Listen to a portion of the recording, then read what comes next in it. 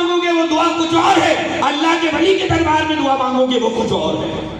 اب قرآن بتا رہا ہے کہ حضرت زکریا علیہ السلام نے کیا کیا۔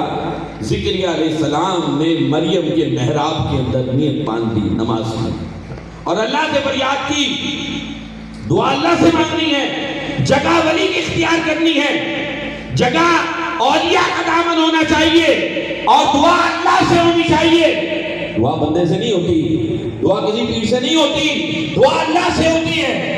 دربار اس کا چنا جاتا ہے، کیوں؟ وہاں پر اللہ کی رحمتوں کا نزول ہوتا ہے۔ یہ زکریا بھی جانتے ہیں، قرآن کھلا قرآن ہے۔ کھڑے ہوئے میں دعا نماز کے لیے نیت باندھی، اب دل میں اللہ تبارک و تعالیٰ سے دعا کرنا شروع کر دی کہ اے اللہ میری بھی جوانی کا موسم گزر گیا ہے، جیسے تو گزرے ہوئے موسموں کو نکال کے پھل دے سکتا ہے، ایسی میری جوانی کا موسم نکل گیا تو کیا ہوا، میں مایوس نہیں ہوں، تو مجھے اولاد دے سکتا ہے۔ اب اللہ تبارک و تعالیٰ اب پیغامات دے رہا ہے، زکریا کو پیغامات دے رہا ہے، نماز کے پیغامات آ رہے ہیں، سنو۔ اسی لیے نبی نے فرمایا کہ نماز مومن کی معراج ہے، جب بندہ اللہ سے رابطہ کرتا ہے تو اللہ سے میرا کلام بیان کرتا ہے، جو میں نے اللہ سے بات کی ہے، خدا کا کلام پڑھا جاتا ہے۔ تو پھر کیا ہوتا ہے، اگر نماز کامل ہو جاتی ہے تو پھر تجھے اشارات آنے لگتے ہیں، جوابات آنے لگتے ہیں۔ زکریا علیہ السلام نے دعا مانگی تو اللہ نے فرمایا کہ زکریا ہم تجھے ایک بیٹا دیں گے جس کا نام ہوگا یحییٰ،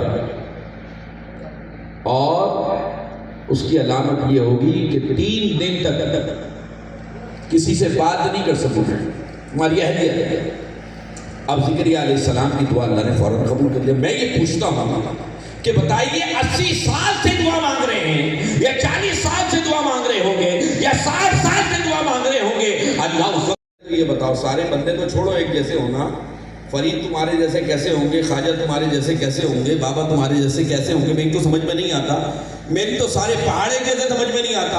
ارے ایک پہاڑ ہے مکے کے اندر، اس کا نام ہے صفا و مروہ، اگر آپ نے زیارت نہیں کی، الحمدللہ گناہگار نے زیارت کی ہے، وہاں کا منظر ایسا ہے، ایک پہاڑی ہے لیکن وہاں منظر ایسا لگتا ہے ملائکہ کا نزول ہو رہا ہے، ملائکہ کا نزول ہو رہا ہے۔ حالانکہ اس پہاڑ کو ختم کر دیا، نشانی کے طور پہ تھوڑا سا موجود ہے۔ قرآن اس پہاڑی کی تعریف کر رہا ہے، ان الصفا والمروہ من شعائر اللہ۔ سنو، یہ صفا اور مروہ جو 2 پہاڑ ہے نا، یہ میری نشانیوں میں سے ایک نشانی ہے۔ پہاڑ کو اللہ اپنی نشانی کہہ رہا ہے۔